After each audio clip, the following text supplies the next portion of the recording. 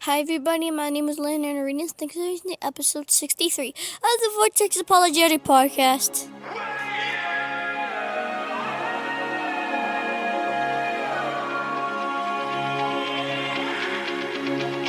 Welcome to the Vortex Apologetic, where substance reigns over mindless entertainment. Because biblical truth matters in a profound, timely, and urgent way in a lost and dying world.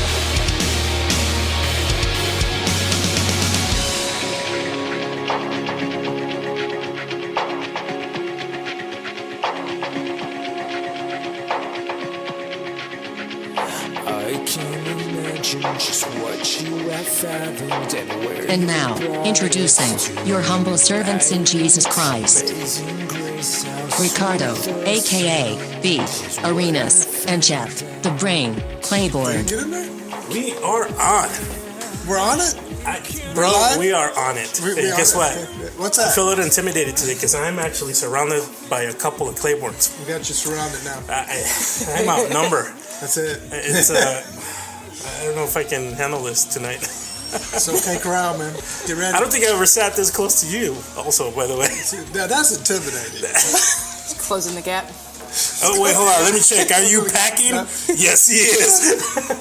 I have to. It's self-defense. Folks, I mean, I out height this man, but the fact that he carries a gun next to him, I mean, you know what they say? It's not the size of the dog in a fight. It's the size of the fight in the dog, right? Yeah, that's true. I think I got that right. Did I get that right? It's okay. We get sayings wrong all the time where I work too.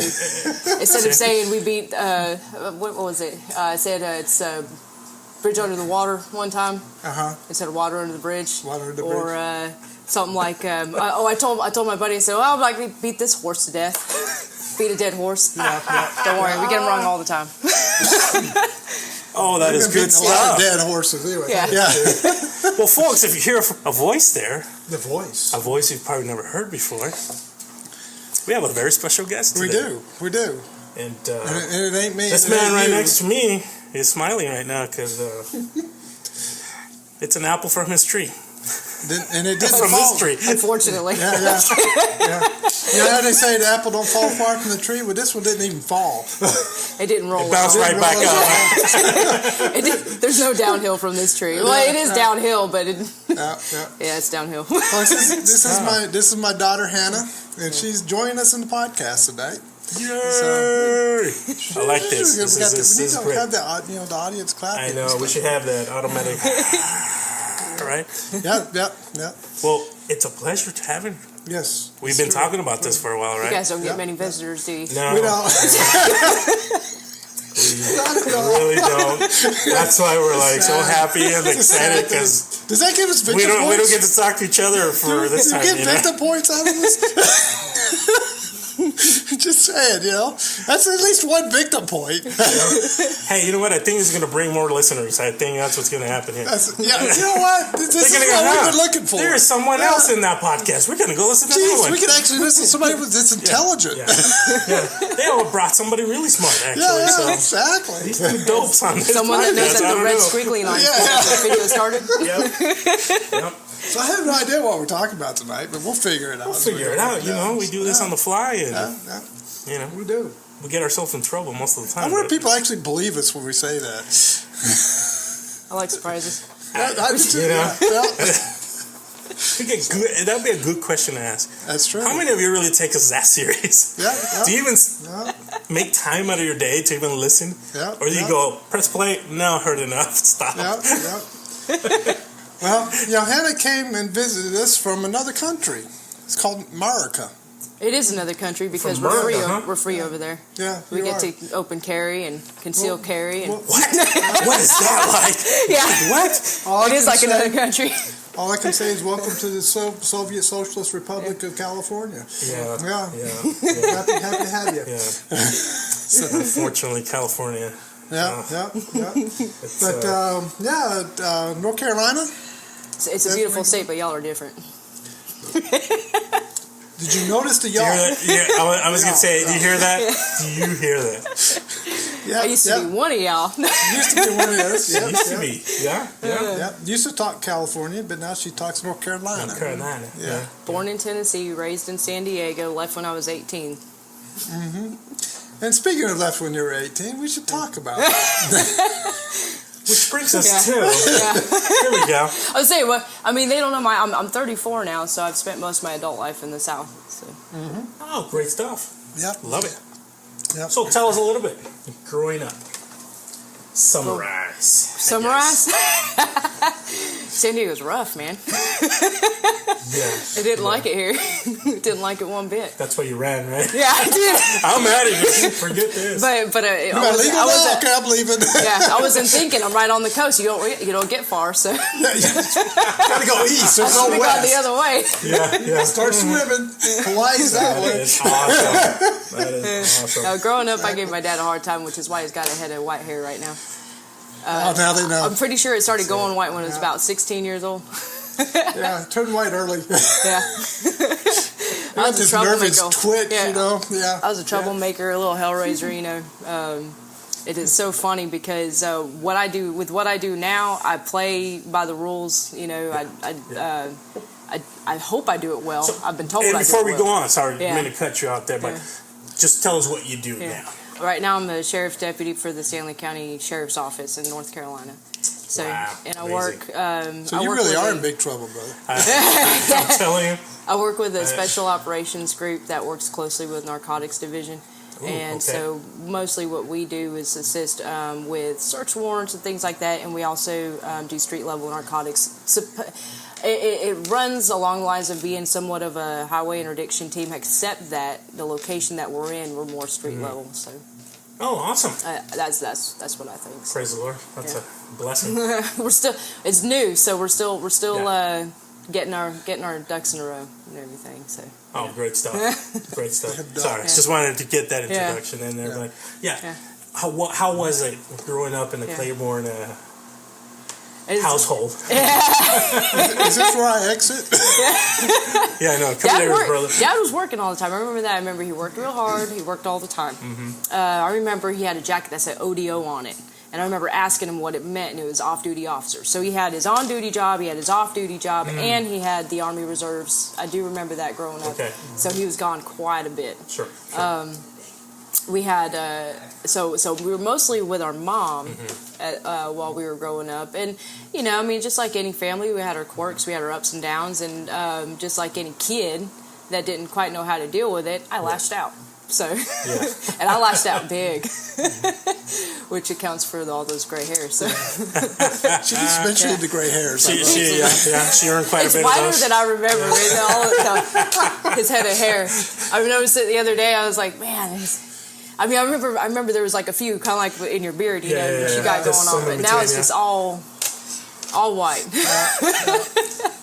It's doing podcasts. I'm telling you, it's the podcast. Is that what it is? Yeah, we'll blame it on the podcast. That's why they're on That's what it podcasts is. and not television, folks. Well, yeah. But I might as well go tell you now. The whole world knows. We ain't got faces for television, that's for sure. I was just kidding. But yeah, so when I lashed out, growing up in San Diego, there's a lot of things. Well, anywhere really, anywhere in the country, I'm finding this out. Drugs are always available to anybody that wants them. Always there, and they're a great escape for anybody who's looking for one. So I fell in with some bad friends, fell into the wrong crowd, and I started doing some things I shouldn't have been doing. Breaking into stuff, stealing stuff, smoking stuff, snorting stuff, all that. So, and luckily, I didn't get into the really heavy duty stuff, you know, like acid, heroin, things like that. Right. So, but I did some drugs, and I smoked marijuana, snorted cocaine, I smoked some meth. You know, I mean, I did some pretty hardcore stuff. I slept in a park. I've slept into empty apartments that I broke into. I mean, I committed some crimes. Never was caught for any of them. Never was. By the grace of God, because I guess he had something else planned for me. But at the time, I didn't understand exactly what was going on. I didn't understand, what my life was for. I blamed everybody else for my issues. I didn't know how to deal with certain things. And I just kind of just did my own thing. I was very stubborn. I still am stubborn. But but in a different way. So, It's a good stubborn man. Yeah. I was very stubborn, and it was rough growing up. So I went to a 30-day rehabilitation program when I was 17 years old. And that was up in Orange County. And when I turned 18, after I got my GED, I joined the military. Oh, wow. So, yep. And I know military runs huge in your family as well. Yep. Yeah, my dad was 101st Airborne during Korea. I was Navy and Army Reserve, Army National Guard. Hannah and my son Gabe were both Army. So, yeah, it's 3 generations at least. Yeah. Those apples don't fall far. No. I remember that phase of my life. What I started to learn was not to blame, your actions on other people. I started taking responsibility. So during that phase of from 16 to 18 is when I learned that lesson. Take responsibility for yourself. Stop blaming everybody else. And pretty much, I know I'm a female and everything, but man up. Now, what were your reactions when your dad, would sit you down and say, hey, and would bring up the gospel or anything like that? Oh, screw you. How did you? I hated God. Okay. Hated him and told him to his face. Yeah. As a matter of fact, I went the opposite direction. I hated him so much, I even started researching like satanic type stuff. Okay. Just because I hated him that much. Right. I mean, I've even physically fought my dad. Okay. And that was my fault. And I shouldn't have done that. It was a stupid move. I was going to say, wait a minute. Yeah. I don't know. I truly believe that God creates us in such a way that we are moldable. For some reason, the way I was created, I was very stubborn, very headstrong, very resilient, very just really, I'm trying to look for a good word, but it's strong enough to describe. But it took a lot of breaking. A lot of breaking. So, yeah, I just extremely just stubborn. Now, what was your, at that time, in regards to your faith?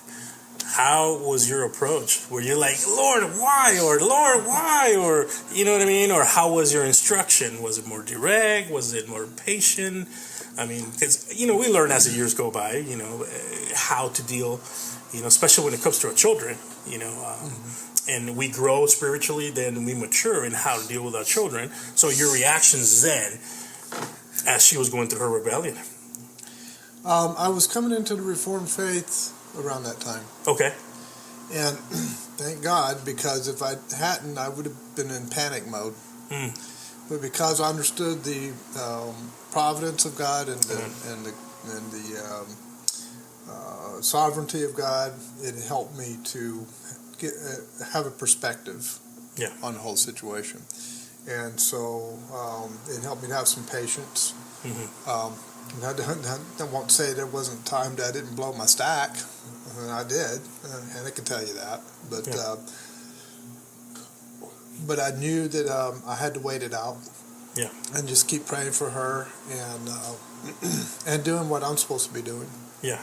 And there was, Hannah was one chapter in the story. There are many others. There were a lot of things I had to deal with during that time in my life. Not just Hannah's situation, but many other stuff. A lot of other stuff. And it kept me so busy that I almost didn't have time to have any really bad negative reactions. Yeah. I didn't have time to sit and stew over anything. It was just constantly busy. Yeah. And I think God did that for a purpose as well. Amen. And a lot of times we don't realize that God is actually working these things, for our better, for us, for our redemption, things like that. Well, he was realizing he didn't have any control, and I was thinking I did. Isn't that amazing, right? No control? I'm in control now, Yeah, the only person you can control is you, and you can hardly do that. Yeah. And the other thing is you can't convince somebody of something they don't want to be convinced of. No. Right. You know, that's the two things you have to learn, you know. And I realized that, and so I did it. And I think I told you at one point, I says, you're 18 now, right? And she says, yeah. And I says, that means you're not, that means that you're not required to, you know, follow me or do what. She says, yeah. I says, you know what? That means you're handed over to God now. You have to deal with Him directly. Oh. And I think you told me that before I was 18. That might have been before Pretty 18. sure. Yeah. But I remember your response was like, oh. That's scary. That's scary. It's a bit scary. Realizing that I am going to turn 18 at some point. At that time, because, let's see, I want to say that I don't, he remembers it being when I was 18. I want to say it probably was a little before I was 18. But it's not something that ever leaves you because it's something I've told my daughter now. So it's stuck with me because I've told her, I said, look, I can deal with you. I can discipline you right now since you're my daughter and everything. I said, but guess what? God spanks too, and his are way worse. So as I've told her, I said, I'm telling you this from experience. Obviously, she's going to have to have experiences of her own. She's got her own life, and God has His own plan for her. But yeah, I mean, I've told her that too. I pray for her, and I've told her, nothing that I can do could be any worse than what God's got in store for you, and it's because of a greater plan, and it's always for His good or your good. I mean, if you're His child, it's not like God has it out for you. That's not how this goes. Right. It's for His glory, and the things that He can do with us is absolutely amazing. In the absolute worst times ever. I mean, I've been beat down to the point to where I was just like, okay, I got nothing left, and God would do something completely amazing and during a time where I was completely weak, and so I knew it wasn't me. Right. There's no way it could have been. So, and I find that a blessing because when an individual knows that it's just God doing the work in you, and you give that to your child or your children, hey, there's no control. God's in control of everything. It doesn't matter what you're going to do. Yeah. I mean, it's huge because, I mean, that's doctrinal, that's theological, especially when it comes to instructing our children. Right. So, that's a blessing. That's great, And not only that, it was a reminder because of what your dad used to tell you. Yeah. That's great. Yeah. I mean, he'll use this during times where I'll use this as an example if you don't mind. I mean, one time in particular that sticks out in my head because I remember I was at a point where I wasn't suicidal or anything, but I was at a point where I was like, God, if you just kind of struck me with lightning, I mean, I don't think I'd care. I'm good. I mean, I've got nothing. So I was during a time where I went through my second divorce. My second husband, the reason why I divorced him was because he was physically abusive. I've had a gun pointed at my face. He tried to strangle me. Things like that. Sure, Stuff was pretty terrible, and I was going through what they call basic law enforcement training at that time. Okay. I was actually training to be a police officer at that time. And during that time, I went ahead and I got a restraining order. I went through the divorce process. I pretty much said, okay, that's not going to happen. So during this process, I'm going through training. I was the class president at the time that all this was going on. They had to cancel one of my classes, shut it down because in order to serve the restraining order, they knew he was on his way to my school. What they found in the vehicle led them to believe that it would have been safer to go ahead and shut the school down and reschedule for another day. He finally left the state. All this stuff is kind of panning out. I'm kind of brushing through it right now, but I remember coming back to the school. They didn't think that I was going to stay. They didn't think I was going to make it through the academics, the physical part, and all this other stuff. I went ahead and I made it through anyways, and I did not. I mean, I really, really wanted this job. I had been wanting this job for a long time, and the timing wasn't mine though; it was God's timing. Amen. Well, anyways, so I ended up graduating, and this whole entire time I'm dealing with this divorce, this person that I loved, that I felt, that I was going to spend the rest of my life with, and I did not want to have a second divorce. I mean, I was a Christian. I was really trying to have my stuff together, and but it was me trying to hold it together and doing my own thing still. I was still doing my own thing and didn't realize it. But anyways, so that separation happened. I was very distraught over it, very beat down by it.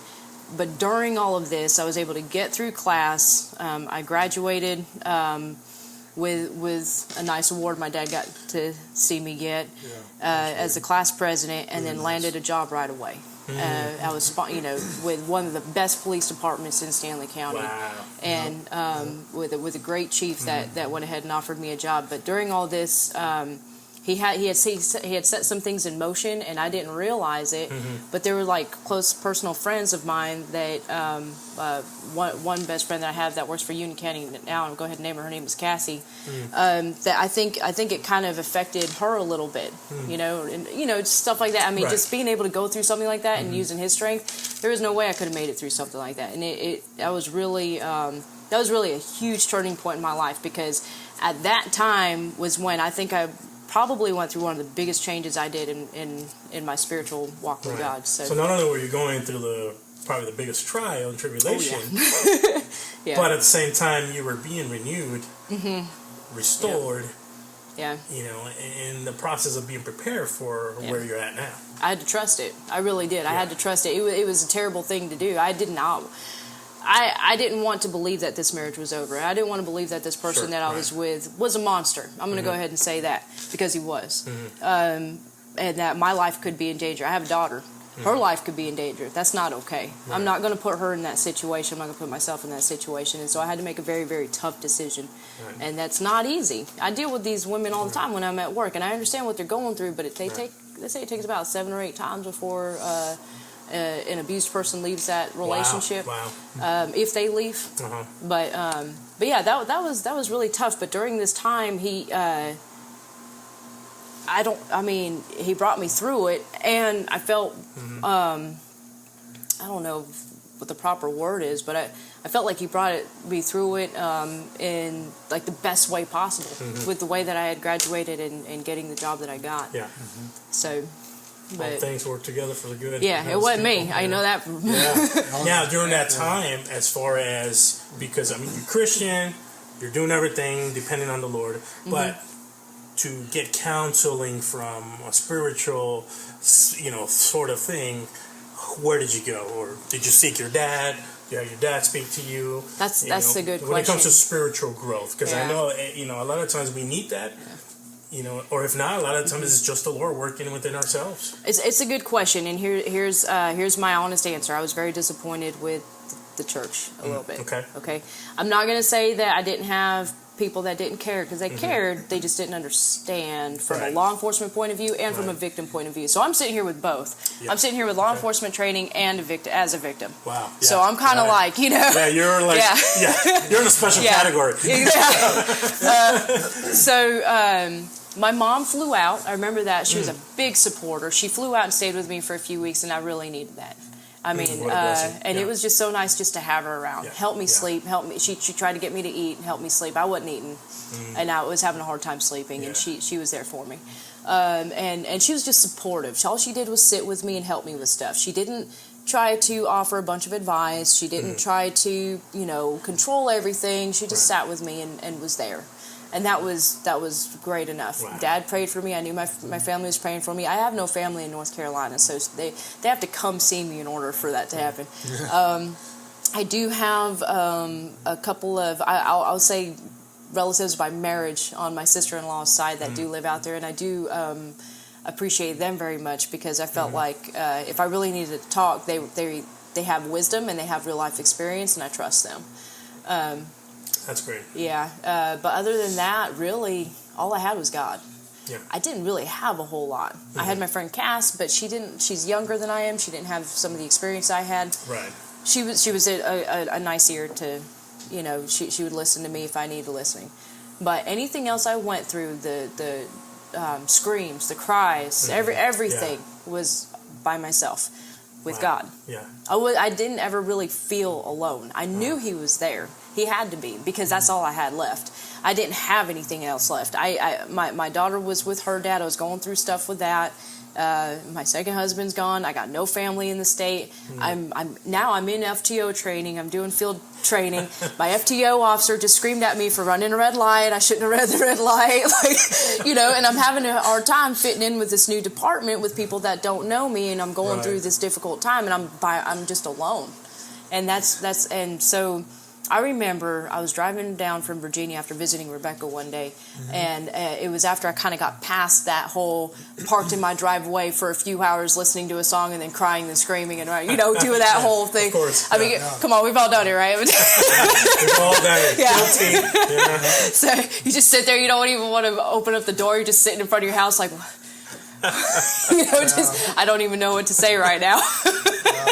But you're describing everybody's scenario one time in their life. Should probably explain that Rebecca is my other daughter. Yeah, I'm sorry. Yeah, Rebecca's my sister, my younger sister, and I remember driving down, and her family. She has such a beautiful family and such a beautiful relationship with her husband and everything, and I felt like my life was just. I'm all alone. Were you at that point? No, really, Lord, really? Yeah. This is. Well, actually, you have to know typically I would throw up my hands and say, "Really, God? I mean, what's going on here? Why aren't you helping me out here?" But he actually brought me to a point to where I was like, "Okay, this isn't my life anyways. It's yours. Right. I've been doing my own thing for a long time. He's been conforming with me for a while, and I had gone through other lessons before this. And I remember I pulled over. I felt a lot of grief in my heart. I felt so sad. I can't explain it. Yeah. But I remember I pulled over, and I was in the mountains. It was absolutely gorgeous, and I was by myself. And I was leaving my sister. I knew I was going to miss her. I just missed having family around, having somebody. Sure. And I knew I was going home to an empty house. So I pull over, and I'm looking at the mountains, and all I did was look up, and I said, "You know my pain." And that was it.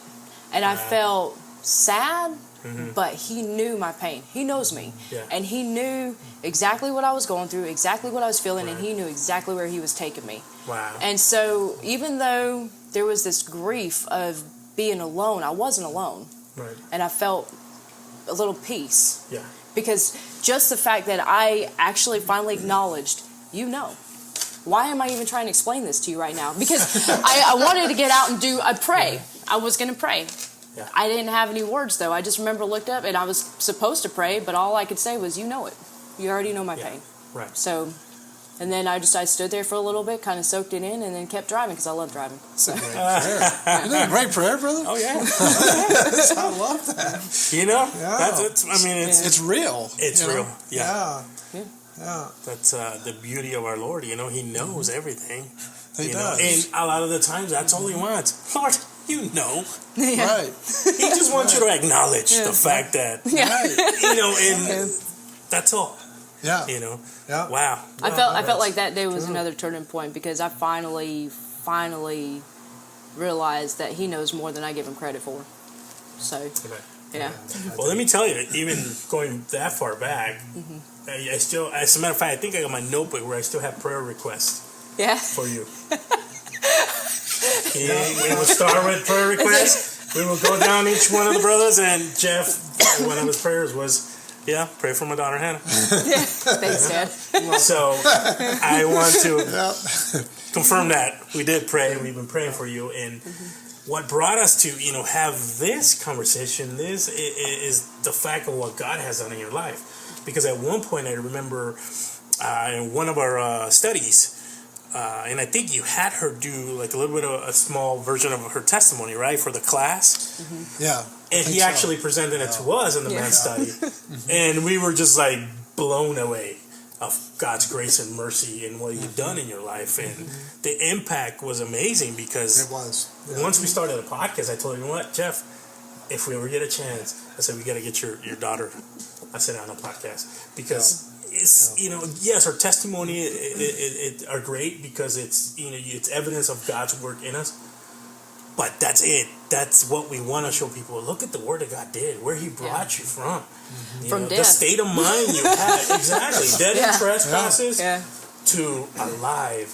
And not perfect. We still, trials, tribulations. I'm sure, especially with your line of duty, being a Christian, how do you approach your job? Especially, and that's the question I've been asking myself for a while. And don't feel forced to answer, because I know it's tough, Well, I don't mind, because right now I'm at where I'm at. And it is a good question. How do I approach my job? Man, because I deal with these, I deal with people that are the worst of the worst. And I also, work with people that don't believe, and I understand that, and they're my friends. Mm-hmm. I got their Right. back, and they got mine. Right. So I remember I was sitting in church. Kevin DeYoung was speaking, and he speaks down in Matthews, North Carolina, and he was talking about work. Now, I mean, he applied it toward an office job, but it can be applied anywhere. And the one thing that I took from that sermon was do your job honestly. If you want to glorify God in your work, do it honestly. Right. Okay, so I'm not perfect. I know that. God knows that. Thank God. But I mean that goes with, you know, being saved by grace and not by good works. Okay. Right. So luckily, my salvation is not entrusted to me. And he said, you know, if you want to glorify God in the work that you do it honestly. So I remember I went to work thinking to myself, there's a lot of stuff that, you know, I wished I could change, Right. but today I'm just going to do it honestly. I'm going to be honest, and I'm going to be straightforward. I'm going to be transparent in what I do. Right. And that's where I'm at right now. Oh, praise the Lord. I'm going to, when I go to work, I'm going to do it honestly. Right. And make sure that, you know, I mean, I'm not going to cheat. I'm not going to lie about what's going on. And that's basically how I do my job right now. So Now, obviously, because of the world, the culture we're in now, where, you know, being a police officer is frowned upon, obviously, because the reputation is not so good, you know. But it's just because public perception, because of what they see in the media, and they take from that. Now, how did that affect your performance at work? Do you have to look over your shoulder a lot more? You know, especially, you know, knowing that, you know, they're actually after cops now. They're actually looking out what they can harm any cop out there. there's actually a training program out there called the First 3 Seconds, and I've taken it. And basically, it was designed by a trooper, and I hate that I forgot his name right now. But basically, what it's about is picking up on certain indicators, certain verbal cues, physical cues, things like that. And these are things that the public don't understand. But that's what I pick up on: body language, things like that. So, I mean, as far as watching your back, you're always watching your back. You never know what you're going to roll up on. To help kind of encourage, I guess, some of the other people out there, that we actually do have quite a few supporters. It's just that the ones that don't like us, they're the most vocal. Yeah. And so, and we call them, I mean, and the ones that actually probably do try to kill us are what we call the 1%ers. 1% of everybody else. Sure. But it does happen. Right. You know, so, I mean, I've stopped hundreds and hundreds of cars, probably 1,000, I don't know. Yeah. I've stopped a lot of cars and dealt with a lot of people and spoken with a lot of people, and most of those encounters are good. Even if I write you a ticket, they're good encounters, because you might be pissed off at me, but, you know, you're on your way, I'm on my way, nobody's gotten hurt. You know, if you want to yell at me, fine. I'm not going to argue with something on the side of the road with you, but I'm going to explain to you exactly why it is we're here. I'm going to do my job, and you can be on your way, and that's fine with me. But yeah, as far as like people not liking us, I understand that. That's fine. They don't have to like me, but I like my job. So and I do it for a reason. And one of those reasons, like you said, had to do with the fact that when I was growing up, a lot of stuff that I fell into, I hate. I hate with a passion. Yeah. I mean, I should be dead. And but God had another plan. So Amen. I mean, and that's clear evidence of how far the Lord has brought you. You know, to look back, you know, because you go through that brokenness where you, Lord, I'm yours now. I depend on you, and then you look back and you look at that sin in the past, you know, and you go, wow, I really have a. And I'm sure because you deal with a bunch of different people, and probably people that you see or seeing that they're involved in the same type of things, you know, that happen to you, or, you know, an abusive relationship or anything like that. And it is, I see it, man, because I see the video that y'all watched was about the one with the girl that I pulled over, and I just remember thinking to myself, man, I was talking to a pretty girl. I think she was like 19 or something, 18, 19 years old, graduated valedictorian, you know, just nice girl, had a great relationship with her mom, but I searched her car and she's got straws and cocaine. And I'm like, man, you are headed down the wrong road. She's spiraling down, and she doesn't know how fast. And I was just sitting there thinking to myself, what a waste. And then I'm thinking to myself, wow, at the same time, because I was you. I was you when I was growing up, and now I'm sitting here, you know, trying to talk to you and trying to tell you it's not too late. You can make different choices. You don't have to do this. I don't know how much I get through to anybody when I talk to them. I try to talk to everybody that I encounter. I still do my job. I'm not going to let you off scot-free. Right. But I do try to talk to them, and I talk to them on their level because I was on their level. We are both people. We've just made different decisions. I've been saved by the grace of God, and I know that you're lost. Right. I know that you're dealing with stuff and you don't know how to deal with it, and so this is the easiest route. I understand that. I get it. Do you get the opportunity every once in a while to share Christ? I have. If it presents itself. If it presents itself, yeah. I'm not like I'm not the type to want, like, I don't want to say want. That's the wrong wording. I'm not the type to share with every single person that I come across, just because it's not my personality to go right into that. Some people have that gift, like my brother-in-law. He's real good at it. That's why he's over where. That's why he's in India right now. But when I see an opportunity, and every time I go to work, I do pray, God, let your will be done. If there's an opportunity, let it reveal itself. I don't want to speak. You speak through me. And there have been a few opportunities. I've talked to people in the back of the car. So, and I've talked, and sometimes they just need somebody to listen. And, it's a quick encounter, but maybe, just maybe, a seed could be planted. I don't know, maybe not. Right. But it gives me a little bit of an opportunity to talk to somebody. So, yeah. Wow, that's amazing, brother. Yep. It's good stuff. That's great stuff. Now tell me, from your point of view now, how do you see God's work in her? Oh, it's to you as a father. Well, I'm very thankful, first of all. Right. Second, it's one of the clearest demonstrations of God's grace I think I've ever seen. It's just God. To take her from where she was before to where she is now, that cannot be done other than the work of God. Amen. I mean, anybody who doesn't believe in God, you're nuts after you hear this. Something's wrong. There's some dead, something cells in the brain or something. I mean, let me say, to see your daughter smile in her face from ear to ear, I mean, it's God. It's God, yeah. Because honestly, it's true. And I think to illustrate how God over time incrementally worked with Hannah to bring her to where she is now. There's a story out of Afghanistan, the radios in the trucks. Oh man, those radios! Actually, and this is a truth. This is true. So I was deployed for 15 months in Afghanistan, and I was when I first went, I was assistant convoy commander in our colonel's PSD squad, which was basically like a personal security detail squad. We did a lot of missions outside the gate, and one day after I took over the squad, I became a convoy commander, and my convoy commander left to go do another job. And every time before the trucks leave out the gate, we always check everything, make sure everything's good. We checked everything was good. We get up to the gate, we check everything again. And so last communications check with base. So one truck, I try to call up there, they're not hearing me. Okay, not getting anything. Okay. So I asked my assistant convoy commander, go ahead and call up there and see if you can't get anything. She's not getting anything. Okay. So I asked my trail, go ahead and call up there, see if you can get anything. Nothing. 3 out of 4 trucks are down. So I'm like, okay, what in the world? So we're trying to troubleshoot a little bit quickly. We're at the gate. Now we've got to turn back around because we can't troubleshoot quick enough. And we've got to figure out what's going on with these radios.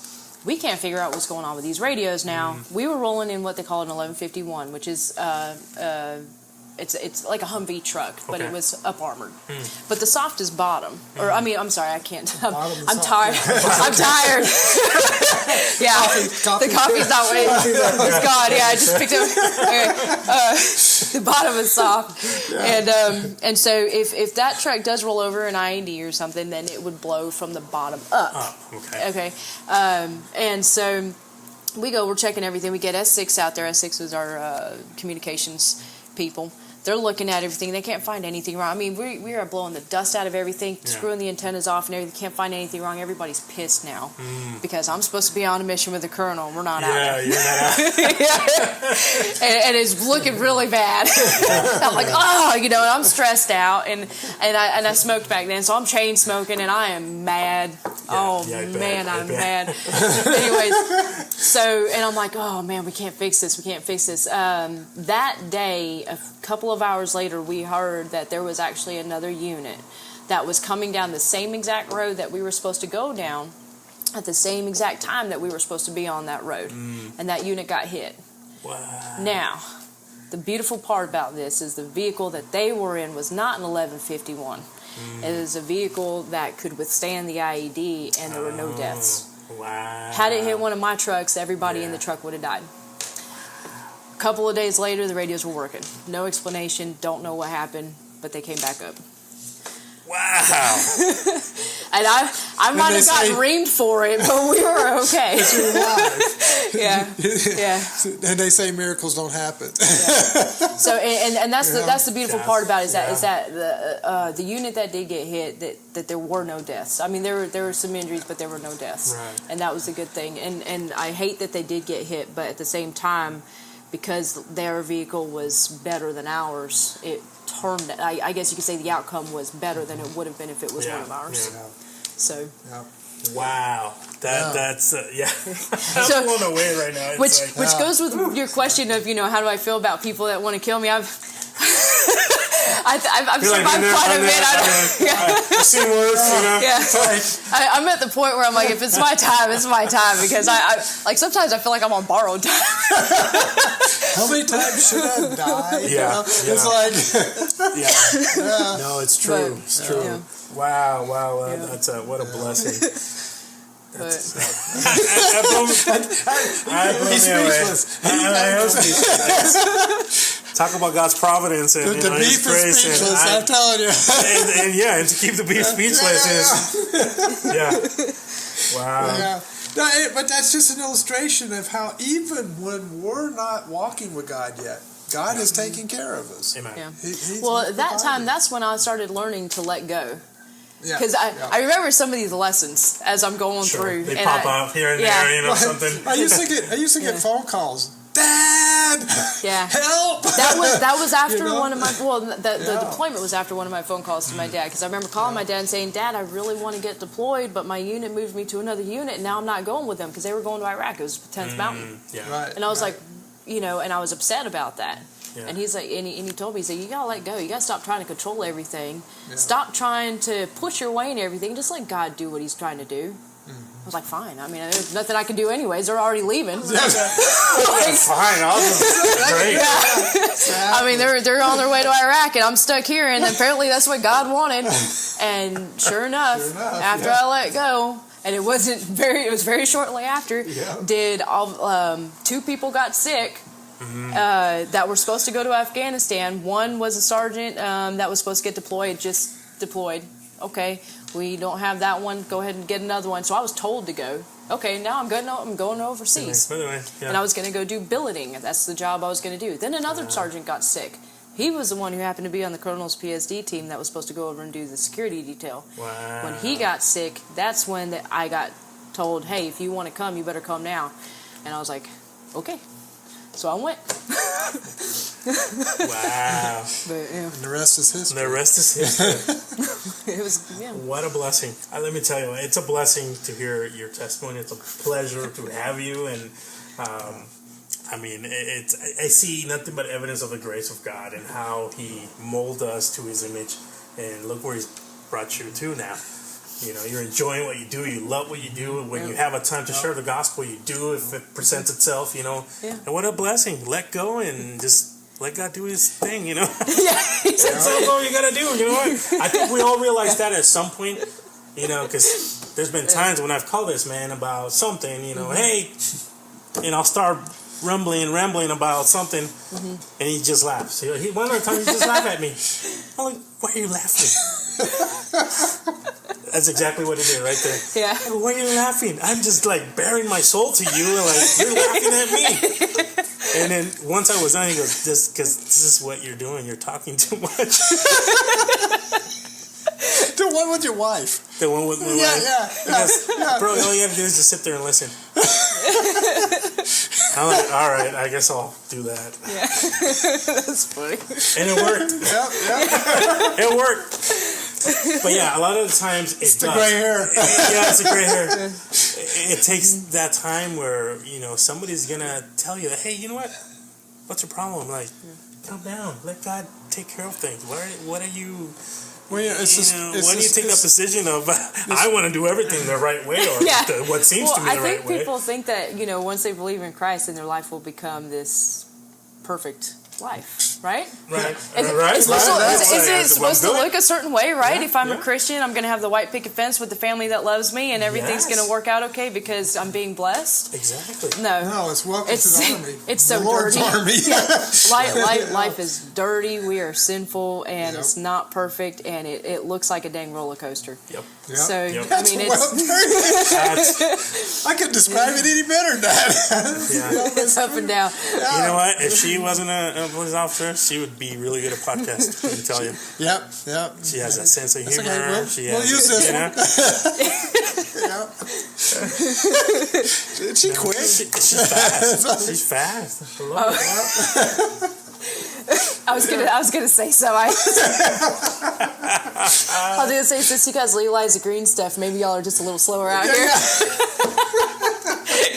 It's in the air. It's legal in California. Yeah. It's like just saying. Yeah. You get a whiff and that's it. It's over, bro. What they say about secondhand smoke must be true. It helps some people and it makes others really retarded. How about that? Oh man. I think the thing about gray hair is you get wiser and you get slower. Isn't that the truth? That's for sure. No, I think you guys are great. You guys, I know they can't see and everything, but I'm sitting across from a big dude that looks like he should be a biker wearing a Las Vegas shirt. He's got a big old beard. Sinner. Yeah. What? That'd be the beef, guys. Yeah. And of course, my dad, I've known him all my life, so I know he's not perfect. Nope. Ain't nothing perfect. We're like the complete off couple. If they see us on a picture, they'll be like, wow, those guys are the voice of the podcast. What? Don't ever do a video show. Keep it the way it is. But that's why I like Paul so much, because he used the most unlikely person. Amen. Yep. And you would think that somebody would be unlikely, but maybe they're not. So. It's the beauty of our Lord. He uses really everybody. What's that? Bodhi Baucham said, not everybody, everybody. That means beyond everybody. Yeah. He doesn't behave quite the way we think he should a lot of times. That's true. Exactly. Well, it was a great pleasure having you. It's a blessing. I'm looking forward to be releasing this soon. It's even a couple days from now. But, this one's going to be hard to beat, brother. You got to step up our game I'm next telling week. you, it's going to be good. I don't know. I don't have anything right now, bro. I better think of something. I got a week. I don't know any other recovered cops, so I don't. I don't know what to tell you.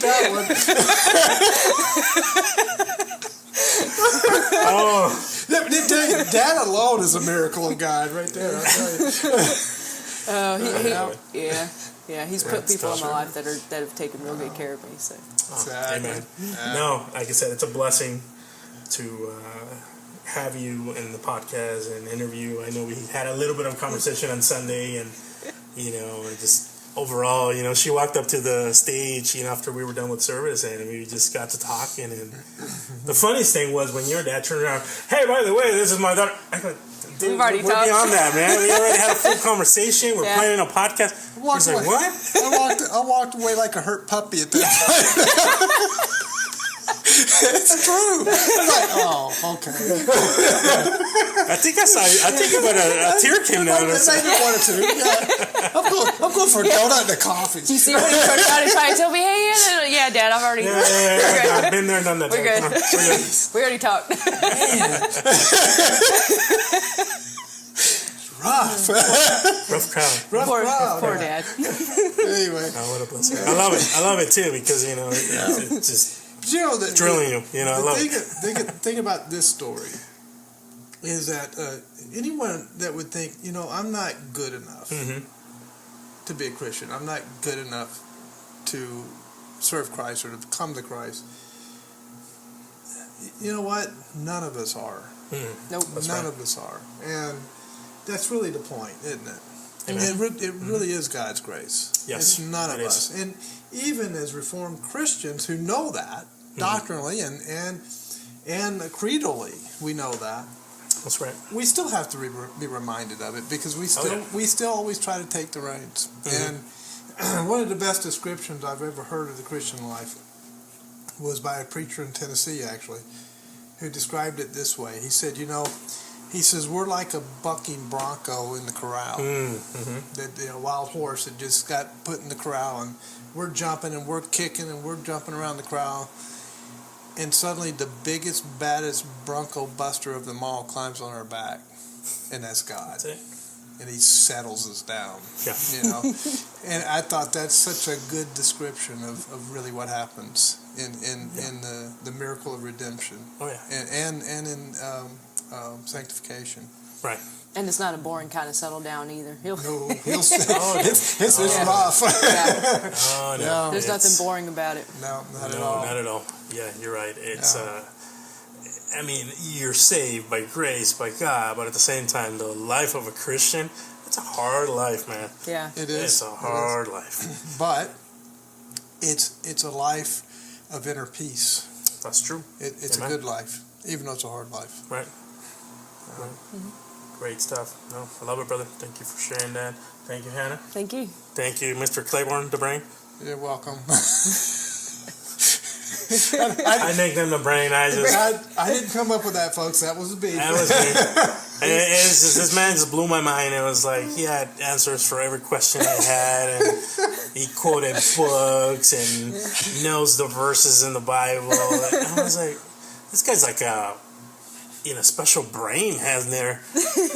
College dropout. High school dropout. There you go. Like total like daughter. There's hope for all of you, folks. There's hope for anybody. There you are. That's the Claiborne for you, folks. The Claiborne. We got a few more we got to probably get in here as well. Your son, too, Gabe. We got to get over here. Yeah. Well, yeah.